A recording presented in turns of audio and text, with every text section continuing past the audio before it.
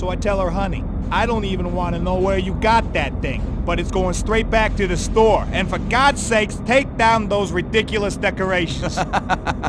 Oh man, that's priceless. She's a lawsuit waiting to happen. Tell me about it. Say, are we going in the special section? Yes, sir. Guess who we're gonna pick up? I don't know. You're not serious. We're going to get him? Yeah, Lieutenant Kyle Hardlau himself. His trial starts today and we've got to deliver him to the tribunal. Man, is that today?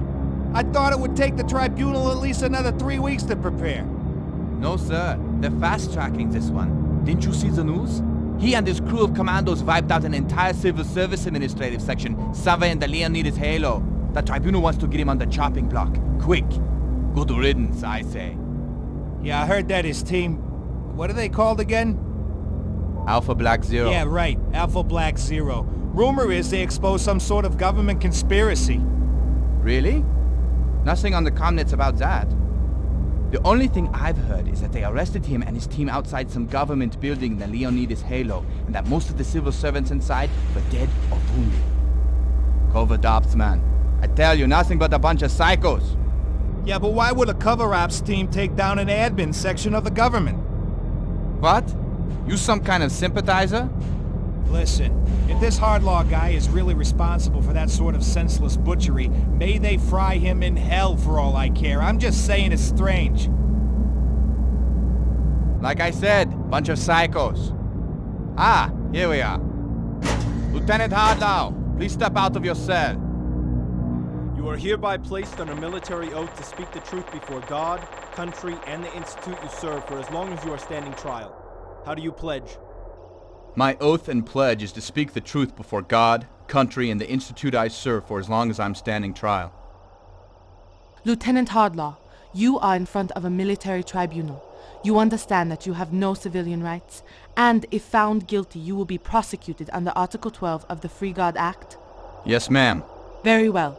Lieutenant Hardlaw, in your own words, describe the events that led up to February the 19th, 2366. On the eve of New Year's 65, my team was activated and deployed on a mission to Xi. Xi, is that the Asian development planet in the Izanagi system? Yes, ma'am. We were sent there to extract the planetary governor who had reported to Command Group 11 that the situation on Xi had become very volatile.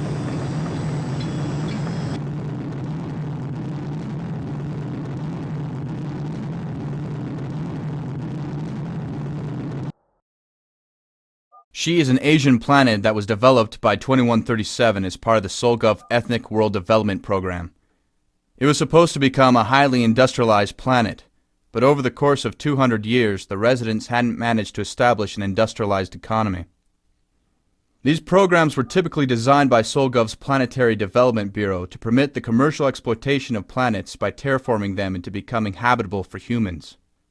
They would then sell tickets to the colonists for travel to these planets, allowing them to settle themselves there. The corporations, Freiland Terra Noga in this instance, would give the colonists a corporate credit account to purchase corporation machinery and equipment to begin colonization.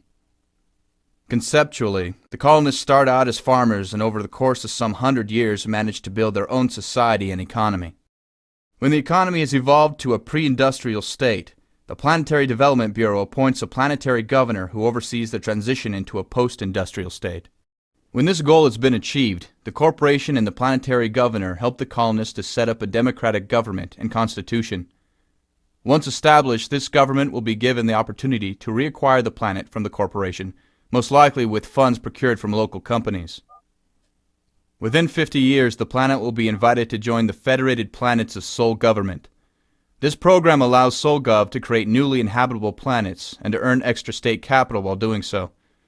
For the terraforming companies that are given these kinds of contracts by Solgov, the financial prospects are excellent, to say the least. In theory. This program has rarely worked. There are hundreds of planets that were unable to rise above the debt they owed to their parenting terraforming companies, unable even to create an embryonic version of pre-industrialized society and economy. Many of the terraforming companies that initiated these projects have long since gone bankrupt, effectively stranding the inhabitants of these planets under medieval circumstances. The companies that didn't go bankrupt withdrew from the developments and began blaming Solgov's Planetary Development Bureau, In many instances, the Bureau tried to help the stranded colonists with funds to restart the projects. However, nearly all these efforts failed, and no one was able or allowed to return to the already overpopulated inner system of Sol. This is one of SolGov's less than outstanding accomplishments, and is to this day quietly and conveniently ignored. Needless to say, many dangerous criminal and anarchist organizations have now taken advantage of such planets, using them as their operational bases or worse, way stations for smuggling of outlawed antimatter weaponry or contraband nanotechnology. The reason SolGov has sent this team to Xi is that we're part of the first command group which has been reorganized under the Aegis 51 program, and this is an excellent opportunity for SolGov to test their first operational Alpha Black ETI team.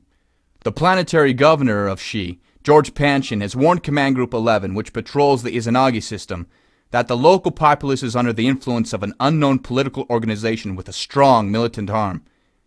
He has presented evidence that this organization promotes armed rebellion against SolGov. Included are recordings of planetary broadcasts on the antique short-band radio frequency that promises many other worlds like Xi will rise against SolGov under their leadership and re-establish a strong Terran throne on Earth, disposing of Quahira's influence in the SolGov Planetary Senate. This information leads us to believe that we're dealing with either Troglo-imperialist sympathizers on Xi, or an actual presence on the planet. The Troglo-imperialists have been responsible for thousands of political uprisings against SolGov through the last 300 years, none of which have ended without bloodshed. It's believed that Troglo-imperialists on many worlds are being funded by the exophage cartels who seek to weaken SolGov's reach in order to carry out their clandestine shipping of military-grade nanotech and antimatter undisturbed. So, we're unsure whether we're dealing with an actual Troglo-imperialist presence or just an adaptation of the ideology. If the former is the case, we can expect heavy resistance. If the latter, resistance may prove less organized, but we still have to be careful. It's very unlikely that the locals will extend us a warm welcome, so let's not provoke them. Use absolute discretion at all times, but if fired upon, you're permitted to return fire. Make your way to RV Point Bravo, where soldiers from Command Group 11 will be waiting to accompany you to the planetary embassy that is situated in the hills north of your LZ. You are to safeguard the planetary governor, his family, and his staff until they can be extracted by one of our dropships. Exterminate any Troglo-imperialist resistance along the way, and gather as much intelligence as you can. Lock and load, Marines, and move out!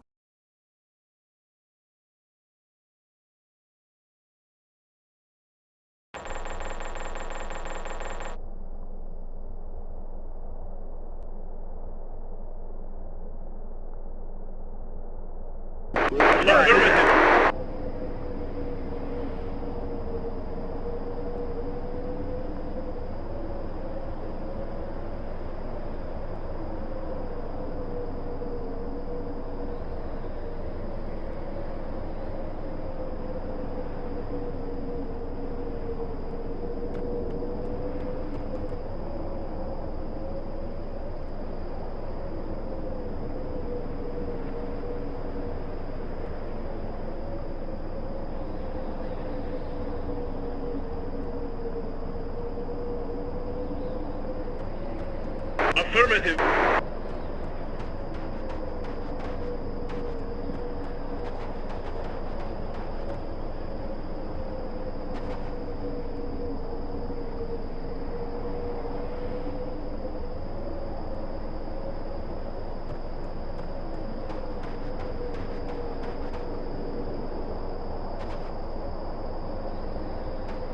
Affirmative.